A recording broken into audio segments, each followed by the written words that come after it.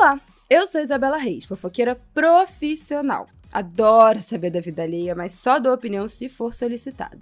Aqui, você conta a sua história, chora suas pitangas e eu vou me meter na sua vida. O Ministério da Saúde Mental adverte: não sou profissional de saúde. Sou apenas uma fofoqueira na missão de ajudar nas suas questões e te incentivar a procurar ajuda especializada. Eu tava aqui quieta, mas já que você quis meus pitacos, toma aí então os conselhos que você pediu. Oi, gente! Mais um Conselhos que você pediu está no ar. Bom domingo, boa segunda para você que está me ouvindo. Episódio 85. Bom, é o seguinte, como começa a história desse episódio? Todo começo de episódio eu conto uma historinha, como é que eu cheguei num tema, né? Outro dia eu compartilhei no meu stories do Instagram um vídeo da Laura Pires. Se vocês não conhecem ela, putz, eu acho que vocês tinham que seguir.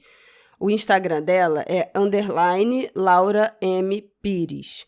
Ela fala sobre relacionamento, autoconhecimento, sobre as relações, sobre a importância do diálogo, da comunicação, enfim, ela fala muito dessas, como eu chamo, meu Deus? Das dificuldades, dos desafios das relações amorosas. Bom, ela fez um vídeo e eu compartilhei no meu stories falando sobre como deixar o tempo passar não é um pedido de desculpa. E aí eu compartilhei isso nos stories e falei que eu queria receber casos sobre isso, que é sobre pedir desculpa, sobre essa dificuldade de pedir desculpa, que queria começar a pensar um episódio sobre isso. Recebi alguns casos e aí eu fiquei muito surpresa, e aí esse é o ponto que eu queria trazer no episódio de hoje, como todos os casos que eu recebi nesse sentido foram em relação à amizade. Não teve nenhum caso que tenha sido sobre relacionamento amoroso.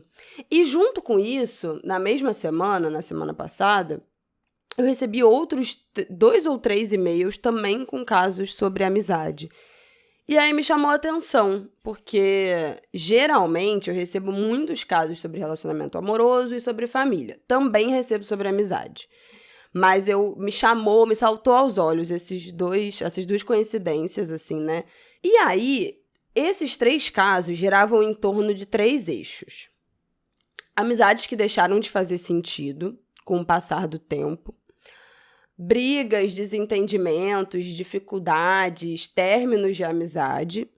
E também um questionamento que é muito comum que eu receba, que é se a gente precisa realmente ter amigos na vida adulta. Como fazer amigos na vida adulta, a partir dessas amizades que terminam, essas amizades antigas que deixam de fazer sentido, como funciona esse movimento de fazer novas amizades. E aí, o que eu resolvi fazer nesse episódio de hoje?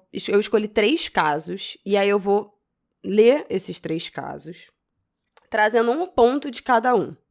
Mas eu quero partir do princípio, que eu acho que é algo que eu vou trazer nesses 3 casos e que eu vou bater nessa tecla, é voltar um pouco num gancho que eu deixei lá no episódio 73, que é o episódio Solidão a 2, que eu falo, eu leio um caso sobre uma pessoa que, basicamente uma mulher que não tem amigos, tudo da vida dela gira em torno, todas as demandas de atenção, de carinho, de lazer, tudo gira em torno do namorado, do marido. E eu falo nesse episódio como ouvir, ler, conhecer sobre, sei lá, os pilares da não monogamia, me acendeu uma luz imensa sobre a hierarquia das relações, como a gente acaba colocando os relacionamentos afetivos sexuais e familiares no topo, assim, no centro de tudo, e as amizades acabam virando relações de segunda categoria, menos importantes. E aí eu acho que todos esses casos giram em torno um pouco disso, me trouxeram em algum lugar de volta para esse mesmo ponto de partida, essa mesma reflexão. Vamos então para o primeiro caso. Oi, Bela, tudo bem? Sou uma mulher negra de 22 anos, já te sigo há algum tempo e pensei muito no que escreveria para você um dia. Por já seguir você há um tempão, já te vi falando sobre sua relação com suas amigas e muitas vezes penso que eu gostaria de ter uma relação assim. Amo minhas melhores amigas, somos amigas desde a escola, sempre nos encontramos, ficamos horas conversando e rindo da garganta arranhar, sabe? Mas eu sempre acabo voltando para casa com incômodo por não ter conseguido falar muito de mim, do que eu tô sentindo, desabafar e me sentir acolhida. Sempre tive dificuldade de demonstrar sentimentos e desabafar, pedir ajuda, e sei que isso é um problema mesmo. Tenho esse bloqueio. Contudo, com algumas pessoas consigo desabafar e chorar, como, por exemplo, com meu namorado, que eu conheci anos depois delas. E também conseguia com alguns amigos do ensino fundamental com quem já não converso mais. Não me sinto à vontade para desabafar com ela, pois acho que elas não vão se importar o suficiente ou vão fazer graça desviando totalmente da seriedade da situação. Mas não é uma coisa geral do grupo. Algumas delas conseguem sempre contar as coisas e tratamos com seriedade, mas sinto que comigo acaba sendo banalizado. Como quando, na pandemia, eu disse que achava estar tendo uma crise de ansiedade e me perguntaram se eu estava de TPM, sem ao menos questionar o que poderia estar me fazendo mal. Não gosto do fato de que meu namorado seja a única pessoa com quem me sinto à vontade para conversar sempre. Me sinto solitária por isso. Não vivo um relacionamento tóxico, mas imagina se eu vivesse. Quem me ajudaria? Tenho tanta coisa que nunca contei, tantas angústias, tantos choros engolidos que nunca consegui colocar para fora na frente delas. Parece que só as risadas não bastam para que eu me sinta acolhida, para que eu esqueça ou divida o peso de alguma forma. Sinto um afastamento por termos origens diferentes. Somos do mesmo bairro, mas temos condições financeiras diferentes. Com isso, também tivemos criações diferentes, além do fato de todas elas serem brancas. Enfim, não faço amizades com facilidade, elas são as amigas mais próximas que eu tenho. Bom, eu acho que esse caso tem várias questões, né? Acho que essas amigas foram insensíveis, né, nesse momento em que ela citou. Eu acho que a questão de ter origem diferentes, eu acho que entendo, por um lado, você trazer a questão racial, porque, né, se algumas das pautas que você traz tenham uma questão racial, talvez você fique mais desconfortável ou pisando em ovos de como vai ser a reação delas. Eu acho que esse caso tem muitas abas, eu acho que ela foi abrindo várias abas, mas eu quero trazer um único ponto dentre todos esses, que é por que a gente tem tanta dificuldade de se permitir ser vulnerável e desabafar e se abrir nas amizades. Por que até as pessoas que dizem e se percebem com esse bloqueio, né, de se abrir com as amigas, de pedir ajuda, conseguem fazer isso com namorados? Você mesma fala, eu reconheço que esse é um bloqueio que eu tenho, mas eu consigo fazer isso com meu namorado. Eu consigo desabafar, eu consigo chorar com meu namorado. Aí você fala, também conseguia com amigos do ensino fundamental que eu não falo mais. Aí não sabemos, né? Se você ainda estivesse falando com essa galera, se hoje em dia você ainda conseguiria manter essa relação, desabafar com eles assim, né? Já que vocês não se falam mais. Pode, obviamente, ser uma questão com essas suas amigas. Elas já minimizaram um desabafo meu. Eu não me sinto confortável porque tem uma questão social e racial envolvida pra mim. Pode ser, tá? Mas, tirando da individualidade deste caso, deste grupo de amigas, isso é uma coisa muito comum. E isso se repete em vários casos que eu já recebi. Tenho amigas, mas eu não consigo falar, eu não consigo desabafar, eu não consigo pedir ajuda. A amizade acaba ficando num lugar muito recreativo, sabe? Eu acho que isso é muito comum. E eu já passei por isso na vida adulta. Eu acho que quando eu era adolescente, né? E talvez ali no início da vida adulta, eu acho que eu recorria mais às minhas amigas. Mas a partir do momento em que você fica adulta, e eu acho que essa instituição do casal se apresenta, a gente canaliza um pouco ou muito, né? Da nossa vulnerabilidade, das nossas questões, da nossa intimidade, da nossa fragilidade para os relacionamentos. Eu acho que eu já falei isso aqui. Eu fazia muito isso. E por mais que eu tenha amigas muito próximas, muito amigas, que eu sempre senti muita confiança de que as minhas demandas e meus problemas e as minhas vulnerabilidades seriam acolhidas e abraçadas, eu nunca consegui falar. E isso era uma questão, inclusive, na minha terapia. Mas você contou isso pra alguém? Você pediu ajuda para suas amigas? Você compartilhou? Você conversou com pessoas sobre isso? Não.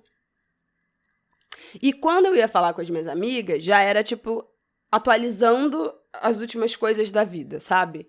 Gente, aconteceu isso, isso e isso, deu uma merda isso, isso e isso, eu resolvi assim, assim, assado. E aí, caraca, amiga, que coisa, né? Mas nunca no momento em que eu tava mal, em que eu tava triste, em que eu tava com uma dificuldade, em que eu tava sem saber o que fazer, eu sempre resolvi tudo sozinha, ou com o meu namorado do momento, né? Canalizei esses problemas, essas demandas, essas vulnerabilidades para os meus relacionamentos, e chegava com as minhas amigas só com a historinha pronta, contando depois como é que eu tinha resolvido o que tinha acontecido. E demandou muito treinamento meu próprio para eu mudar esse meu modo de atuação. E eu acho que eu só mudei, gente, sinceramente, depois que eu tive filho. É uma coisa muito recente na minha vida. Eu conversar com as minhas amigas e e aí, amiga, tá tudo bem? E eu falo, cara, não tá tudo bem. Não tá tudo bem. Tô na merda, tô num momento muito difícil, tô passando por um momento de tristeza, tô enfrentando vários perrengues. Ou então falar assim, cara, amiga, eu tô, com um problema no meu relacionamento, eu não sei o que fazer. Eu quero falar disso pra eu tentar clarear a minha cabeça, porque eu não sei o que fazer. Isso pra mim é uma coisa muito nova. Muito nova, muito nova.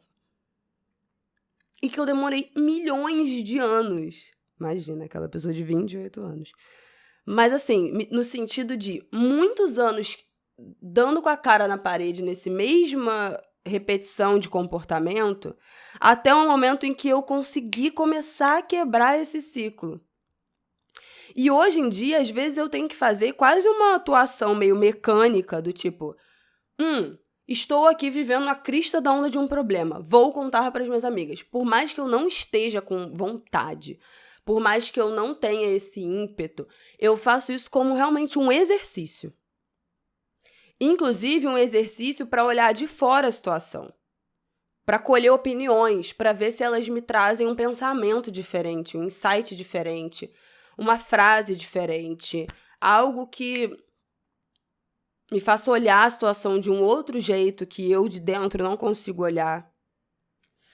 Então, a primeira coisa que eu queria falar, dentro desse grande guarda-chuva, de pensar essa hierarquia da amizade, comparada a nossas outras relações, é como a gente guarda ou canaliza todos os nossos problemas e dificuldades e, fragilidades e tristezas e reclamações para os nossos relacionamentos afetivos sexuais.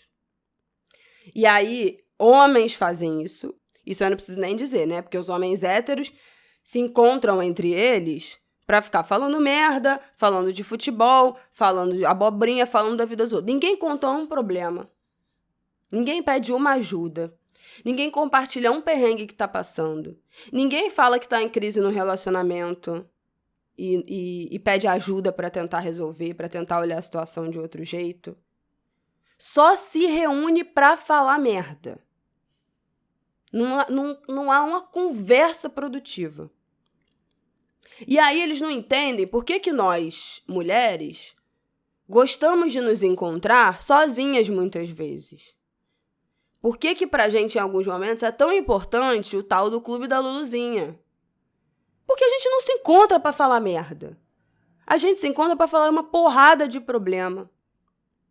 Tentar resolver a cabeça, aliviar a cabeça, pedir opinião, pedir ajuda, falar do relacionamento, sabe? É uma terapia em grupo para resolver a vida. Não cabe, às vezes, ter um homem, um namorado, uma namorada junto. Os homens não se permitem aprofundar, né, essas relações. É óbvio, gente, que isso tem a ver com a socialização, com essa masculinidade tóxica, né? Com o que os homens aprendem sobre não se permitir ser vulnerável em nenhuma situação, né, dessa masculinidade, desse ideal de masculinidade, desse embrutecimento muito precoce. Mas até os homens mais desconstruídos, e aí muitas aspas nisso, né, ou até os homens que se permitem esse lugar de fragilidade nas suas relações familiares, com sua namorada e, enfim, namorado, não se permitem, nas relações de amizade, esse mesmo lugar. Para os homens, é muito mais difícil acessar esse lugar, né? Chegar com a amizade num buraco ali um pouco mais embaixo. Com as mulheres, esse lugar é mais fácil de ser acessado, mas não necessariamente, né? Vide esse caso, e eu imagino que várias de vocês estejam também se identificando, por mais que tenham amizades próximas, por mais que tenham amizades que se contem uma vez ou outra, às vezes não é a primeira opção, né, num pedido de ajuda e tal. E aí, num relacionamento, quando esse relacionamento termina, vem essa sensação de estar completamente perdido, né? De, ai meu Deus, o que eu faço agora? Pra quem eu vou contar quando aquilo acontecer? Com quem eu vou desabafar, né? Então, acho que isso é muito sintomático dessa hierarquia aí, né? Dessa amizade como uma relação de segundo plano. Se eu não tenho um relacionamento, eu recorro a esses amigos, eles são muito importantes. A partir do momento em que eu começo um relacionamento amoroso, essas amizades viram uma relação de segunda categoria. Bom, vamos então para o nosso segundo caso, para a gente continuar essas reflexões. Oi, Bela, tudo bem? Eu tava aqui quieta, mas já que você quis uma situação sobre Reels da Laura, toma aqui o e-mail que você pediu. Exatamente. Curiosamente, você compartilhou esse Reels no dia do aniversário de uma amiga, que é com quem essa minha situação se passa. E eu tô justamente no dilema entre ignorar a data ou mandar um parabéns num tom um pouco mais solene.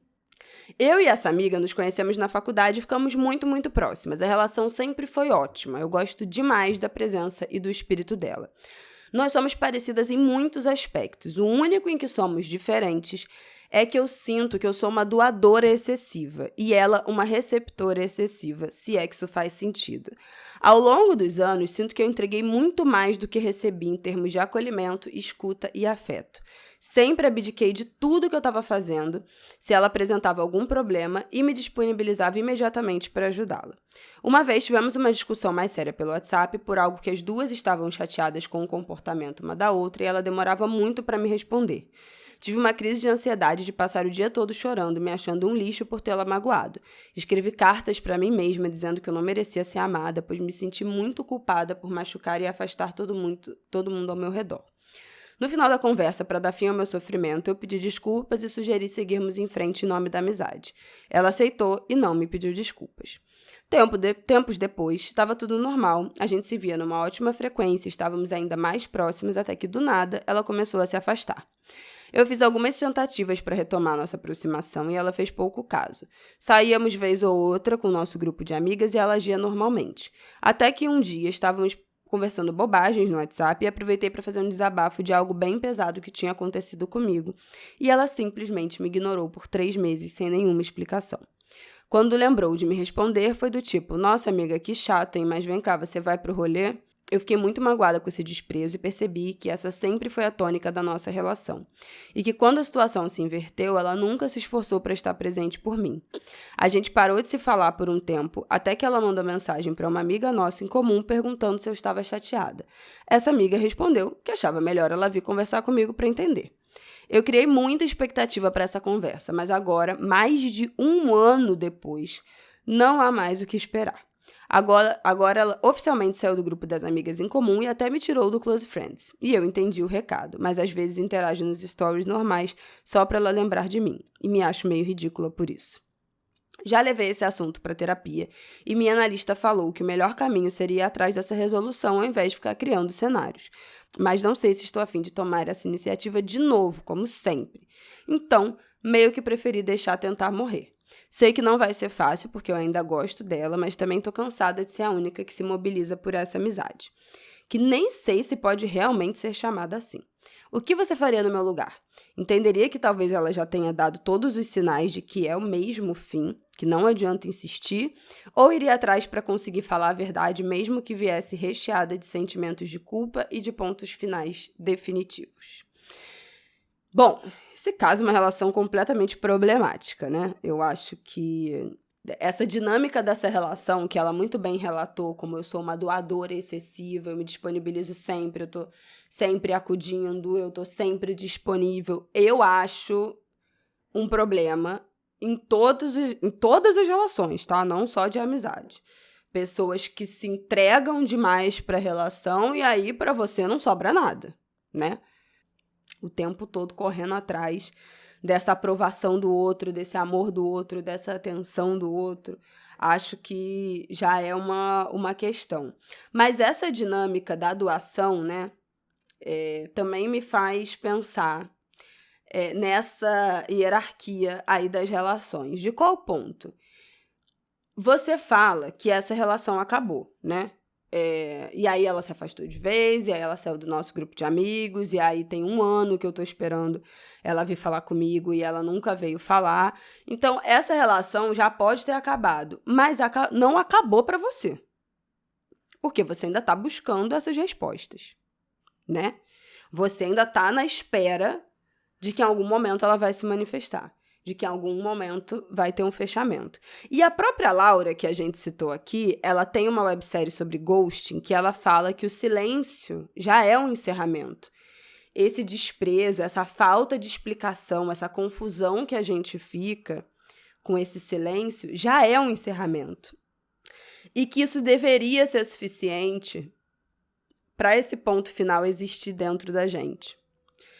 Dentro de você, né, que mandou o caso. Mas não foi suficiente.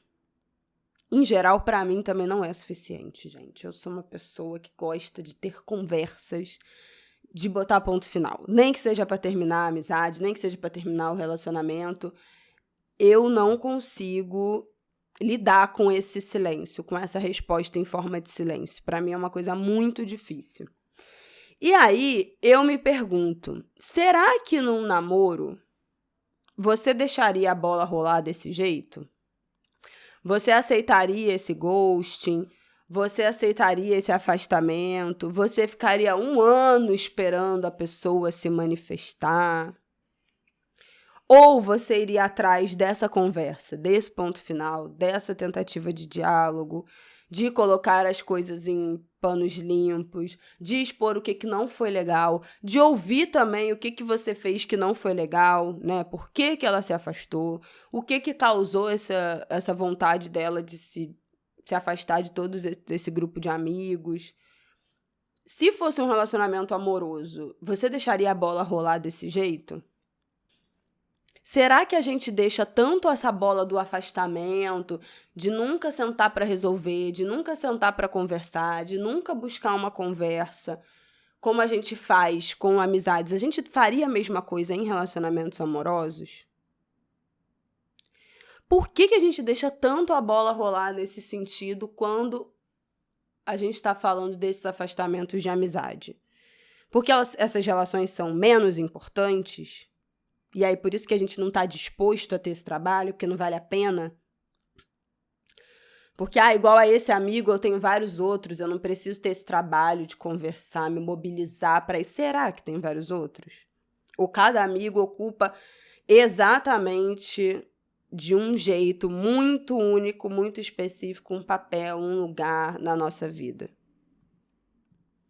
Eu fiquei me questionando isso quando eu vi esse caso e quando eu vi essa coisa da Laura falando que o silêncio, né, esse silêncio já é um encerramento, porque em vários momentos eu me afastei de amizades que não estavam boas para mim, não falei inicialmente, para mim não tá legal, não fui atrás desse diálogo, dessa conversa, dessa DR. E aí, quando a pessoa me procurou para questionar, eu falei tudo. Aí eu falei, pra mim não tá legal, eu não gostei disso, não quero mais essa relação, não quero mais essa amizade. E aí, terminei essas amizades. Já aconteceu. Mais de uma vez.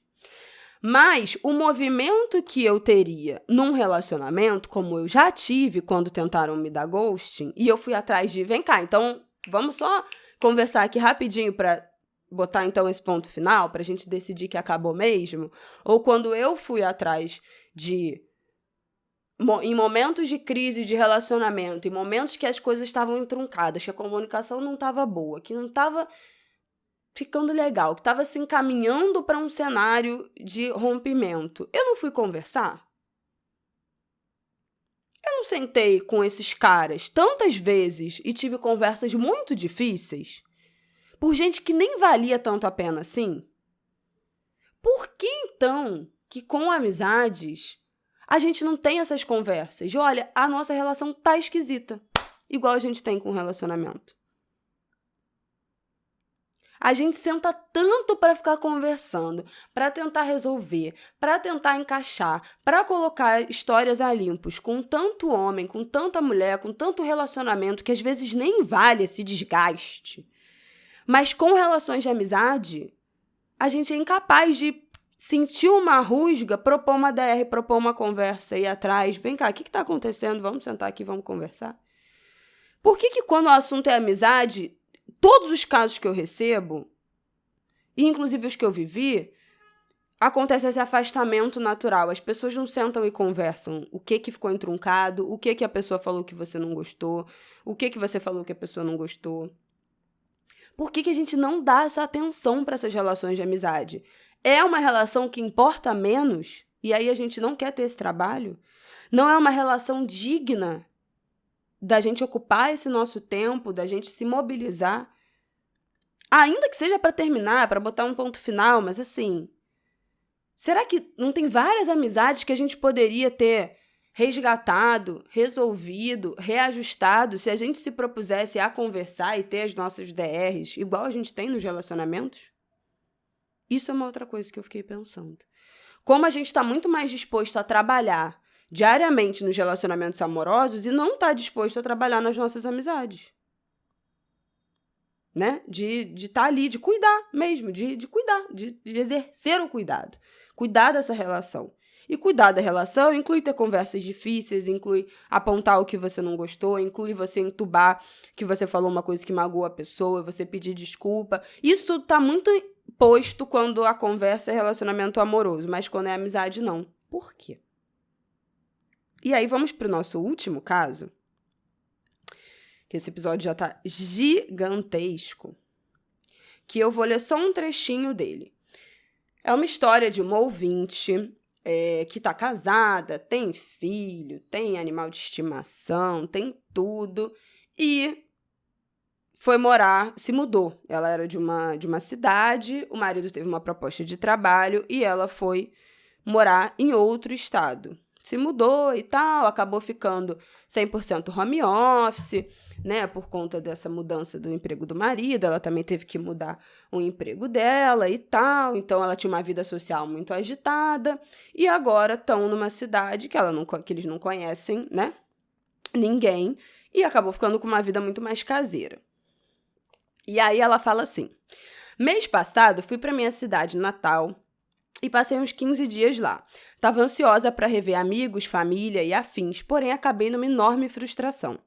As minhas amigas que eu mais estava ansiosa para ver não fizeram a menor questão, e no dia que encontrei com elas recebi um altíssimo nível de desprezo, coisa de ignorarem que eu estava ali. Na família, parecia que eu era uma visita, mas sem ser visita. Meus pais parece que esqueceram que eu sou uma mulher adulta e tentaram com tudo voltar ao controle que exerciam comigo quando eu morava com eles. Uma dessas amigas veio me perguntar se eu já tinha feito amizade aqui, e eu respondi que não. E ela ficou reclamando que eu precisava arrumar amigos novos logo. E com vários climas ruins acontecendo, me deparei com algo que nunca tinha sentido: a falta de pertencimento. Quando voltei para casa, percebi que me sinto bem aqui, mas fiquei me questionando sobre novas amizades. Acontece que hoje, na minha rotina, eu não vejo muito como fazer amigas. Eu sempre fui uma pessoa muito fechada, dei abertura a poucas pessoas e mantenho amizades de anos comigo, mesmo com pouco contato. Nesse papo maluco de manutenção de amizade, eu sou uma amiga de baixíssima manutenção, apesar de questionar até se sou assim mesmo ou se não gosto de incomodar. Não sei como faria amizade nessa cidade nova. Já me peguei pensando que talvez só faça amigos quando tiver filho e ele já tiver em idade de ir para a escola. O conselho que preciso, em resumo, é: a gente realmente precisa de novas amizades na vida adulta? Mesmo quando algumas antigas estão se desfazendo, mesmo em caso de mudança, eu tô bem tranquila na minha vida aqui, eu, meu marido e nossos cachorros, mas sigo me questionando se é saudável ser assim. Eu tinha falado que ela tem filho, mas ela não tem, tá, gente? Na verdade, eu cometi um equívoco, botei um filho aqui na história que não existe. Mas esse caso é uma pergunta muito frequente que eu recebo aqui. Dificuldade de fazer amigo na vida adulta. Como faz para ter amigos e fazer amigos na vida adulta? Descobrir essa conexão profunda na vida adulta. Eu tenho essa dificuldade, eu já falei aqui 1 zilhão de vezes, que pra mim é muito difícil. Eu acho que eu já tenho amigo suficiente. Novas relações dão trabalho de manutenção, de você alimentar. Na vida adulta, nada é tão... Ai, bateu nossa, tocou o coração como você é criança, que todo mundo, os olhos brilham e tal. Não é assim, né? Mas eu acho muito sintomático desses nossos tempos, inclusive desse pós-pandemia, esse desinteresse no outro. Falo por mim, tá? Também. Tudo que eu falo aqui, eu falo pra mim também, gente. Não falo nada aqui apontando o dedo que eu sou diferente. Não, eu falo pra ver se eu me ouço. Eu acho que a pandemia potencializou muito a gente se fechar nesse núcleo familiar, né? Todo mundo tinha que ficar dentro da sua casa, pressupõe dentro do seu núcleo familiar, com o seu marido, com sua esposa, namorado, com seus pais, com seus filhos. Só quem morava com os amigos que manteve esse núcleo dos amigos. E aí, por mais de 1 ano, você só teve contato com essas pessoas. E mantendo muito mal e porcamente essas amizades, outras, né, de forma virtual, que é péssimo. Então, essa sensação de a gente ter vivido esses anos todos com só essas pessoas que estão aqui bastam, né, sobrevivemos, ainda que inconscientemente, sobrevivemos só a gente aqui, então esse núcleo é suficiente? Será que esse núcleo é suficiente? Será que só o seu marido e os seus cachorros são suficiente? Eu acho que não, tá? E falei disso, inclusive, nesse episódio 73, Solidão a 2. A única relação, o único afeto ser o relacionamento amoroso. Eu acho isso perigosíssimo. E não acho isso perigosíssimo só do ponto de vista, se eu viver um relacionamento tóxico, para quem eu vou pedir ajuda para sair disso. Não, eu acho isso perigoso porque isso é desinteressante. E se você quiser se divertir, ter um assunto diferente, falar, sei lá, você gosta de ver Big Brother, o seu marido detesta e você quer comentar a porra do Big Brother, você gosta de um tipo de série, um tipo de música, você tá com uma treta com teu marido e você quer desabafar com alguém, reclamar para uma terceira pessoa, ouvir algum conselho, pedir um conselho no seu relacionamento, pedir uma ajuda, conversar com pessoas que têm um ponto de vista diferente sobre a sua vida profissional, eventualmente. Essa troca com o outro, isso não interessa mais a gente, gente? É suficiente você ter uma pessoa na sua vida que vai ser a pessoa com a qual você vai fazer rigorosamente tudo. É a pessoa que você vai transar, que você vai dormir junto, que você vai criar seus cachorros, que você vai criar os seus filhos, que você vai casar, que você vai reclamar do seu próprio relacionamento, que você vai pedir um conselho do seu trabalho, que você vai falar da sua família, que você vai falar das suas questões de autoestima. É a pessoa que, se você tiver problema com o relacionamento, vai ser com ela. É a pessoa com quem você vai pedir opinião sobre comprar uma casa ou continuar no aluguel. Tipo assim, tudo, todos os assuntos da sua vida, você só terá a opinião, o ponto de vista, o conselho de uma única pessoa. Você só vai trocar conversas, experiências, impressões com uma única pessoa. Meu Deus. Isso é desesperador. Eu acho que o que mais me desespera, saindo, obviamente, né, o relacionamento, ter essa hierarquia, ser tão central e a gente se isolar numa relação, por mais saudável que ela seja, eu acho muito assustador que a gente tenha perdido o interesse nas outras pessoas. Porque é isso, eu tenho dificuldade de fazer novos amigos, mas eu tenho amigos antigos que eu continuo mantendo, que eu continuo alimentando. Uns eu consigo mais, outros eu consigo menos.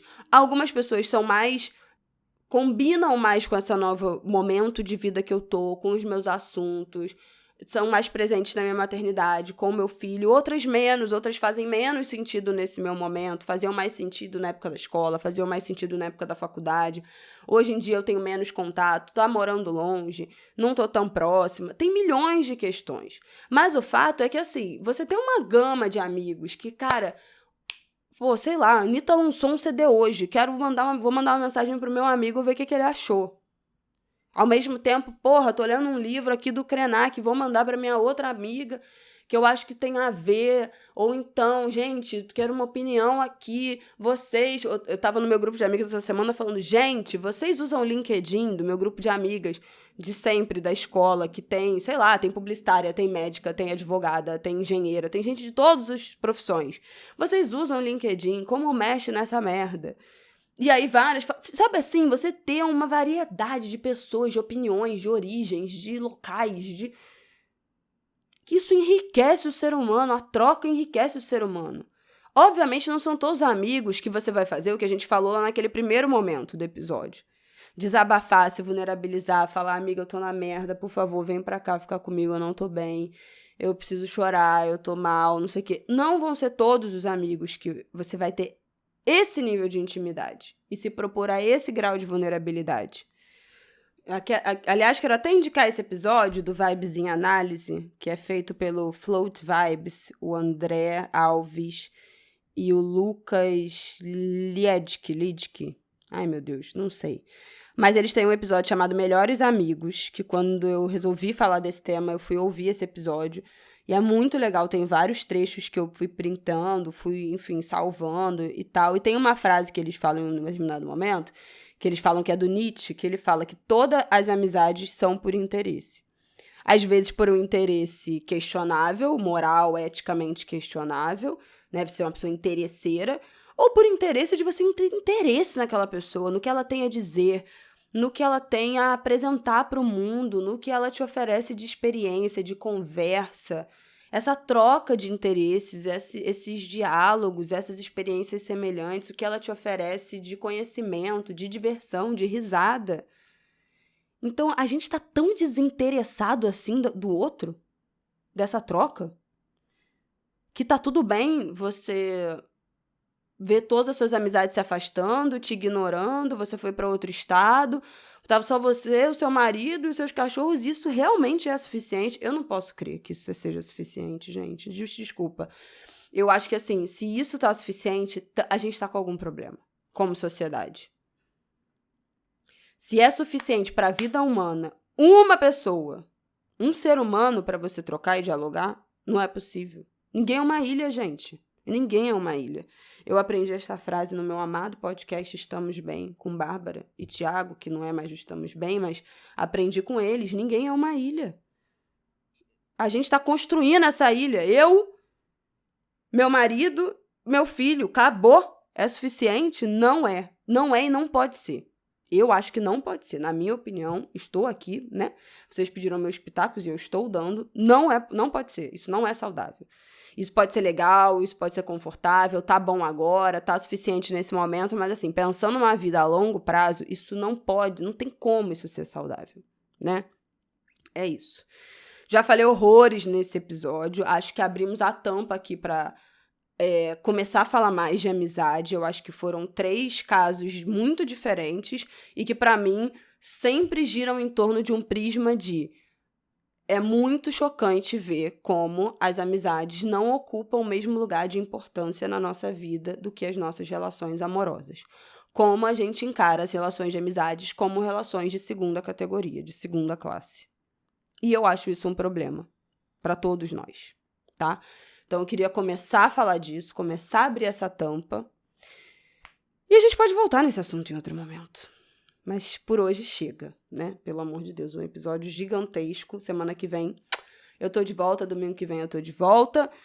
Um beijo, boa semana pra vocês. Me falem lá no Instagram, nos cortes que vão sair do Conselhos, lá no TikTok, na caixinha aqui do Spotify, nos comentários do YouTube. Me contem tudo que vocês acharam desse assunto por aqui, tá bom? Beijo, boa semana pra vocês.